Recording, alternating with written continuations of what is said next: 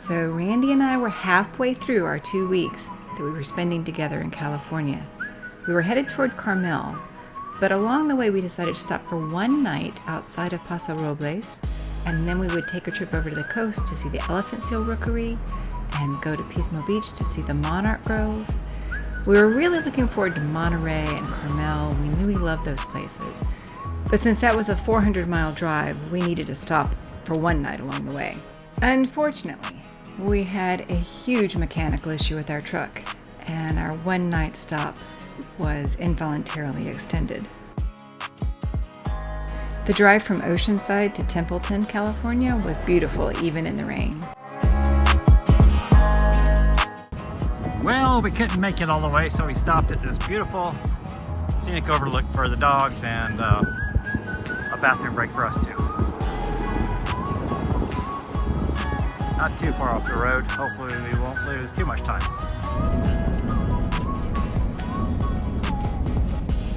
Templeton is close to Paso Robles, California, which is a beautiful area. I didn't know, but it was famous for its hot springs. Maybe next time we'll enjoy those. And of course, it's also known for its wine. There are over 200 vineyards in Paso Robles. I would love to go back, honestly, and just spend a week in this area and have a much more pleasant visit than we did this time, honestly.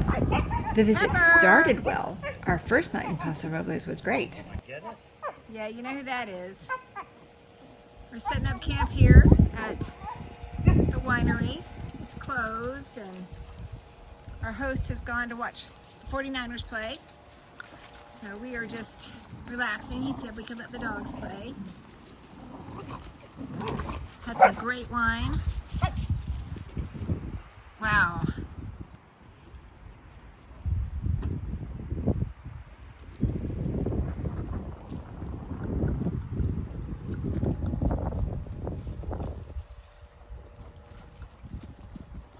Are you tired? I am tired. I'm tired too. Long day. Probably, let's say we started about 9:30. We're finally set up and it's 6:30. Which doesn't sound that bad, but feels worse. 9 hours. The feta lamb burger. Yep. And I got the open-faced brie sandwich with artichoke hearts. So it's about 7 o'clock in the morning. We're in Templeton, California at Rocky Creek Cellars, which is a Harvest host. We had a long drive yesterday from Oceanside, and it was about 300 miles. And I don't know, I have always felt, even before we were pulling a trailer, that roads are slower for me than for other people. Even when Randy's driving, I know he's not a slow driver. But it took us all day. We were supposed to be here by 4 because the host wanted to get to a football party for the 49ers playoff game. And he waited around till 4:30 for us, which is very nice of him, and gave us a quick tasting. And we bought some wine. And it was enjoyable to hear his stories. He's a Vietnam War vet, and he showed us pictures of a mountain lion that is around here. When I asked about coyotes, he said he didn't have trouble with coyotes because of his friend, and it was a mountain lion. So a little bit worried about Pepper. Yeah, but she stays close to me, so it's okay. And then last night we went into Paso Robles, which is very close to here, for dinner. Ate at Odyssey World Cafe and had a nice, really affordable dinner for California, which means it was $50-something for two of us. 50 with tip. With tip and beer. And beer. Yeah, actually. And I know we drank beer in wine affordable. country, but we'd already had a wine tasting, so I was in the mood for beer. Went with my sandwich. And then we went across the street to an ice creamery that served sheep's milk ice cream, which is not as creamy as cow milk, and that's Pepper jumping around. She's ready to start her day. Well, today we're hoping to go to Pismo Beach and see the monarchs and the Monarch Grove, and then to see the elephant seals at San Simeon.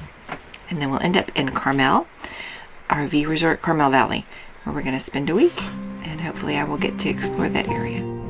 I really wish it wasn't quite so rainy, because this must be just absolutely spectacular. It's beautiful and spectacular now. It looks like it might Clear up, and we have to do. Watching this now is hard because I know we're about to have the most amazing day. A day that around 5 o'clock in the afternoon, I thought, I'm kind of even embarrassed to tell people about this day. It's so wonderful. And then it just went so badly, so completely.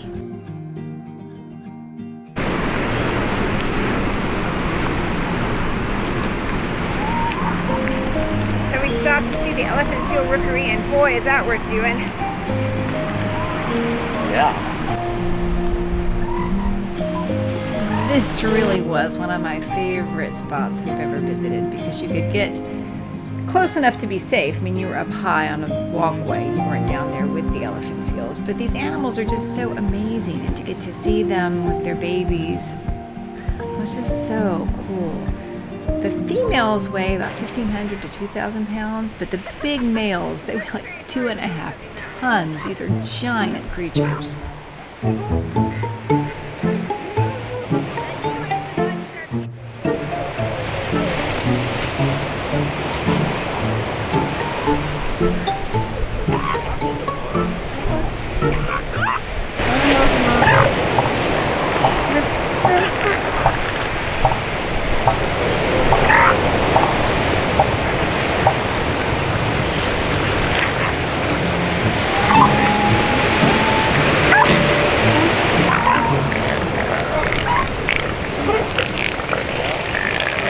Okay, they make really weird noises. But other than the time we got to go out and see the whales down in Baja California, I think this was my favorite outdoor wildlife experience we've ever had.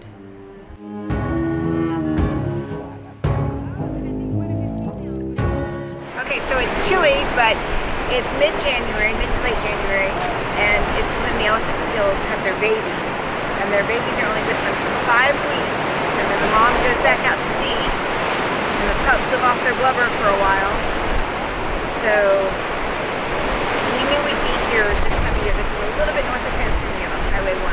They have docents that explain everything to you, like we were watching a seagull eating the afterbirth from a newborn pup. And it's just a great, fascinating place. You can't miss it if you're on Highway 1. I'm gonna pan in over here. Yeah. So those little pups put on, like, I think it was 300 pounds in just the 5 weeks they're with their mothers. It's amazing. They're born at 75 pounds. So fat is good if you're an elephant seal.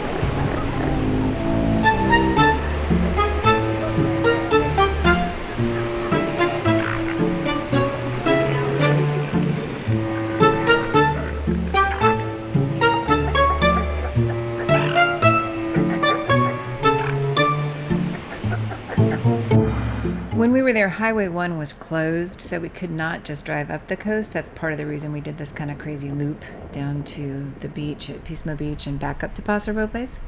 We did stop and take a little hike, but dogs weren't allowed.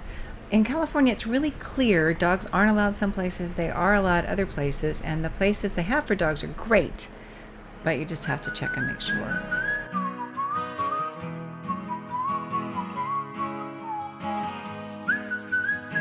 I'm pretty sure they would not be allowed on a tour of the light station. They do have tours several times a week, but you have to reserve a time slot ahead of time on recreation.gov, and we didn't do that. We just drove by. It looks interesting though, especially if you love lighthouses. Our destination was the Monarch Grove at Pismo State Beach.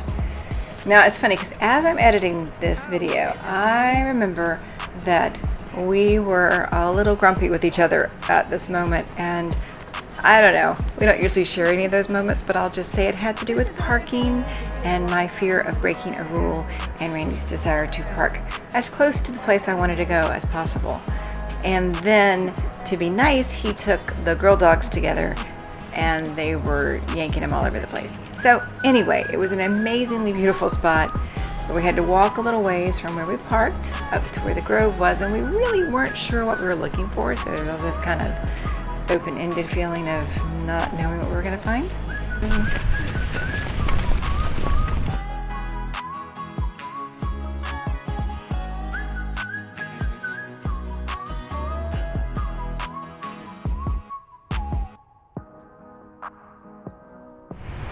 We're in Pismo Beach and we are going to the Monarch Grove, but we decided to walk the dogs first because that's where we ended up parking, a place we could walk the dogs.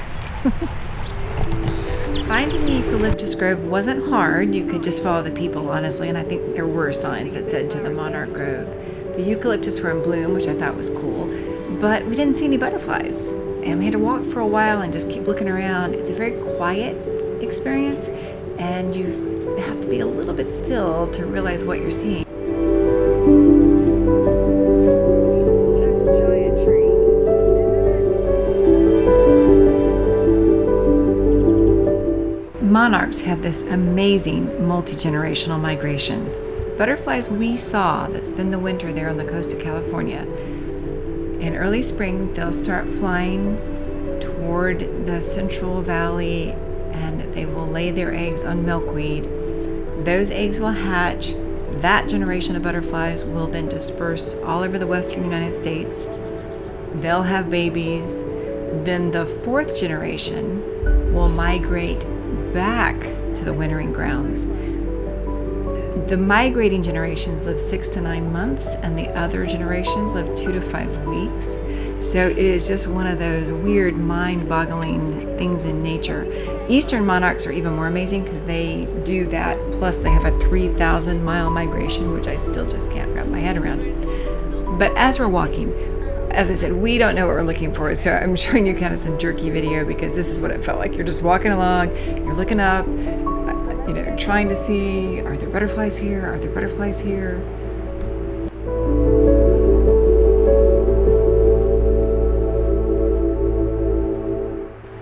But then we got to the part of the grove where the butterflies were, and we realized some of the things we thought were leaves were actually butterflies.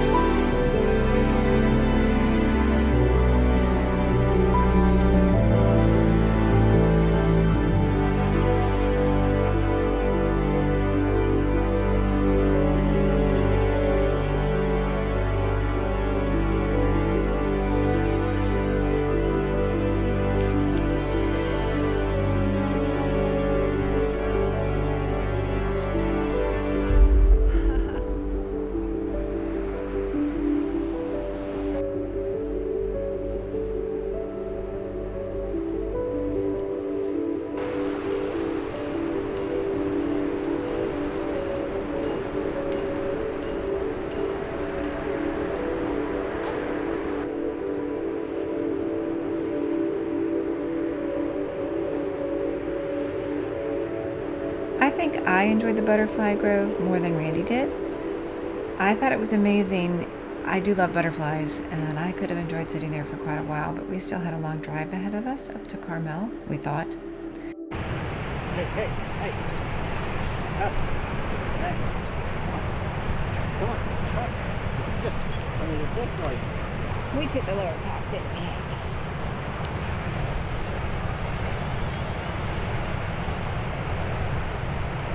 So we just visited the Monarch Grove here at Pismo Beach, and that was really special. I thought it was very cool. It's sort of a quiet thing. You have to sit and watch for a minute, but then you see all the thousands of butterflies. It would be better without our dogs, because you are allowed to bring dogs, so there are a lot of dogs here.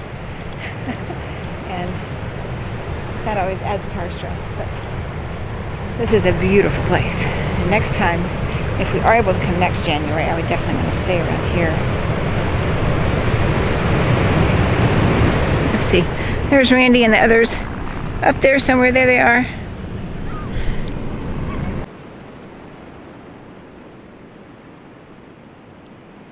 Hank and I decided to walk on the beach.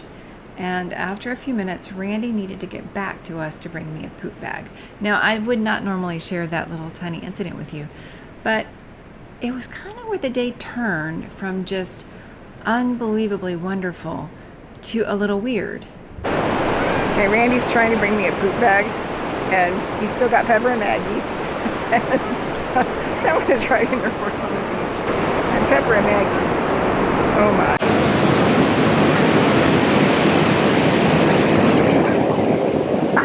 Now Yeah. Who would have thought a man on horseback would get between me and Randy and Pepper and go in circles? I mean, that's just not what you expect to have happen. I just need to bring him back. But he can't get past the man on horseback. It really did take him about 5 or 6 minutes to get past him, because it felt like every time he tried to walk on, the guy came toward him, which of course got the girls too excited for any words. Well, because I know Randy's very frustrated right now, I'm sure.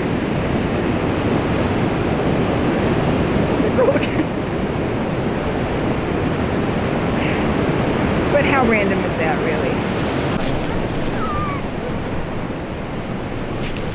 Oops, there's my poop bag. Pretty horse. Okay. So we parked by a restaurant called Finn's, and they do allow dogs in the patio. So we stopped and had a wonderful meal, and that made everything all better, at least for, a couple hours. I'm on video. I didn't know. It's going to be a picture, now it's a video. Okay. Well, certainly glad this drink is over. But the Monarch Grove was really neat to see. That's very unusual and very special. And it's a beautiful beach here, too. But we were stand a lot of jerking around to get there. What did you get? Halibut tacos. Oh, yum.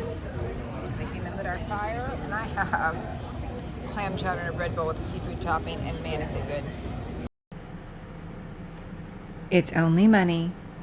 Everyone we love is okay. But the next few hours were about to cost us $40,000. Okay, that's Randy out there trying to get maybe a jump start because he thinks maybe it's the alternator. We are on the roadside of 101, which is very busy. Now no one's coming by because I said it's very busy. Very busy.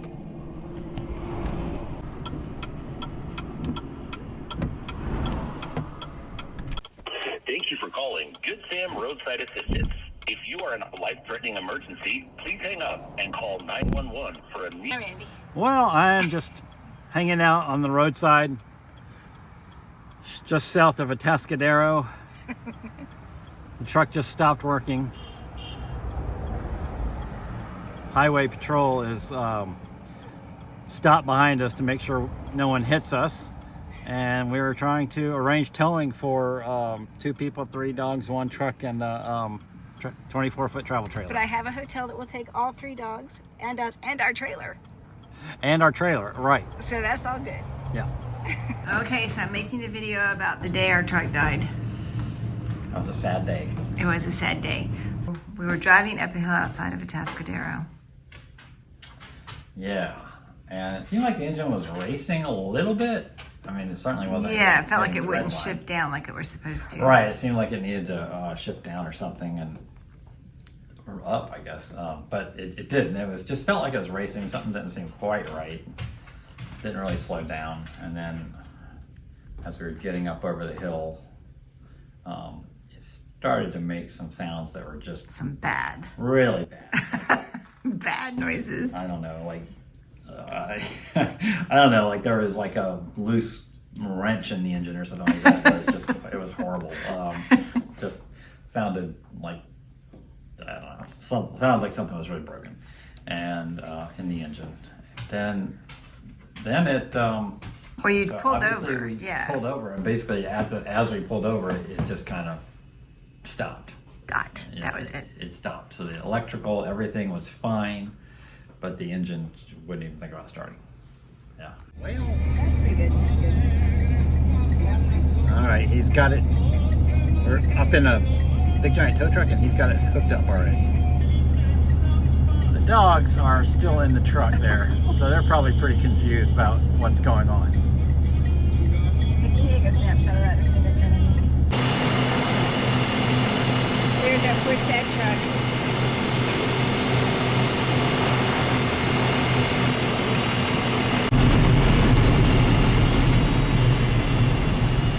Well, we're in the tow truck. They've got the camper on the tow truck, and we're going to go to a hotel. Dogs are in the camper, which is confusing the dogs. But hopefully we'll be in for the night in an hour or so. So here we are. Got a nice home 2 suite from Hilton. I really do actually like these rooms. So we'll be here hopefully just a couple of nights while our car gets fixed, and maybe even move out tomorrow night. That would be great. Let's hope and pray. We took it to, well, we had it towed to Jeff's garage. Yeah. And they called you and they told you. They told me, I'm trying to remember what they said. I think they just said that the engine was frozen up and it was really going to be very difficult to fix. They didn't even know where they would be able to find an engine. If they did find it, it would be like $20,000 or Because it wasn't fixing, it was replacing the engine, right? Right, yeah. There was no fixing it. It was fixing the car was getting a new engine, is what they said. Yeah. So. But then they let you come down and do what? Yeah, so since it was such a huge financial hit, I wanted to verify it, and they actually put a wrench on the crankshaft to verify that it couldn't be turned, and I couldn't turn it. They even took the belt off to release the tension, because I thought, well, maybe they had just not checked with the belts off, which would have been stupid. But anyway, they took the belts off and they still couldn't turn it, and they had no explanation. They said there was oil in the engine, so we don't really know. We don't really know what happened to that truck. No. Just disconcerting. Yeah, we do still feel a little bit of stress every time we go up a hill now when we're towing. We really do. Just a little bit. Like, let's go slow. Take it gently. Yeah. Last load. Okay, I think we can say mischief managed. I think so too, and it was actually in the end kind of a neat experience. Yeah, it was. Let me see, but we had to get the... It did cost us a lot of money. A lot of money. We had to get the truck and the trailer towed. And then we had to buy a new truck, which is a awesome Ram 2500 with a turbo diesel. And we had to sell the old truck for almost nothing. Oh, but we sold it. It was so neat though. Yeah. Because we just met this couple also from Atlanta here at the hotel. Yeah. And she wanted to buy her husband a truck for Christmas. And, they've had their own ups and downs. And so he's capable of putting a new engine in, and they've got a place, they don't mind transporting the thing to Atlanta and doing that. So we're going to meet back up. They paid us half now, and they're going to pay us the rest when we get back to Atlanta. Yep. And we are going to move on to Carmel. Yeah. What, 2 days late? Yeah. It was supposed to be Sunday night. Now it's Tuesday night. Kind of late. Yeah, Tuesday night. 2 days late. So working on this video, I'm looking at it thinking, we seemed pretty optimistic the whole time about the truck thing and in pretty good spirits. And kind of we were, but not all the time, because so the first night was very sleepless. I was still hoping that maybe it was just something kind of small that was wrong with our first truck. But Randy immediately thought it was the engine. So he laid awake, tossing and turning, thinking, what if it's the engine? What if it's the engine? What if it's the engine? And the next day we found out it was the engine. Our truck had 68,000 miles on it. We had owned it for 8 months. We bought it used. The warranty lasted till 60,000, so it was 8,000 miles over the warranty. And it was a lot of money. I mean, this was a huge hit. So that second night, after we knew it was the engine, I guess that would have been Monday night, while we're trying to decide what to do, we really did think for a minute or two, or 15 or 20 or 30, that maybe the thing to do was just sell the camper, rent something that I could drive across the country with the dogs, and be done with it. And we looked at a bunch of different options, like waiting to get the truck fixed, but the problem was there was no engine available for the truck, so it was an open-ended kind of wait for me and the dogs. No RV park that we could find would let us stay there for an indefinite period of time without a working vehicle. And we could have rented a truck that could pull a trailer if we'd gotten to Salinas, was the closest one I could find. So there was a lot of complications there. But after we ran the numbers, this was a huge financial hit. There's just no way around that. We realized that getting a new truck was going to cost us more than the other options, but it would be the simplest, the cleanest, the most certain.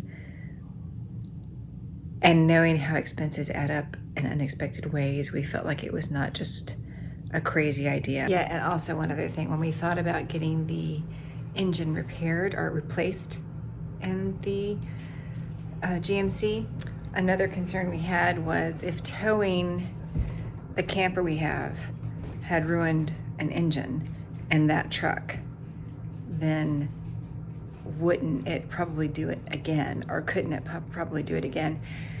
So according to everything on paper, we should have been able to tow this camper with that truck. We were not overweight at all. Since then, we've talked to several people who just don't like the idea of towing with a half-ton truck, and I will say that coming back with the bigger truck, I felt much more comfortable when semis passed me, when there were strong winds. I felt much less, I never sway. I mean, it was never so dangerous as a real trailer sway, but just a feeling. You could feel like kind of like you're getting sucked into the draft after semis sometimes with the smaller truck. So in the end, we actually are glad that we got a bigger truck with the diesel engine, and I just wish we had known to get that the first time we bought a truck. That would have been better, but that is another good outcome, really.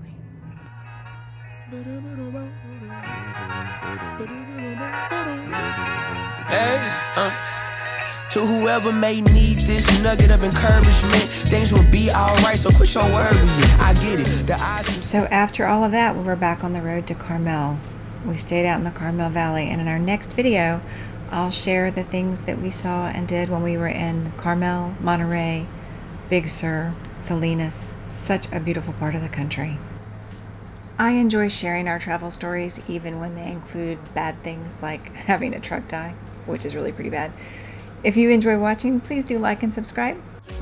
Brighter days are straight ahead. Follow me, won't be misled. Just look up, don't hang your head, and we'll get to the promised land. Somebody loves you, please don't forget such. Take your time, no need to feel rushed. We gon' shine somehow one day. Word to O'Shea, today's been a good day. Don't let one bad apple spoil the tree. The fruits of our labor seem ripe, can't you see? A little insight so they'll never dim your light. Been wrong for too long, this here feels so right. Leave your fears in the rear view, right now on the mission. Trying to stay the course on this road to redemption. Giving up seems tempting, but no need, cause I got you and you got me. A little U-N-I-T-Y will get us by. Through the storm and the rain, I'll be by your side.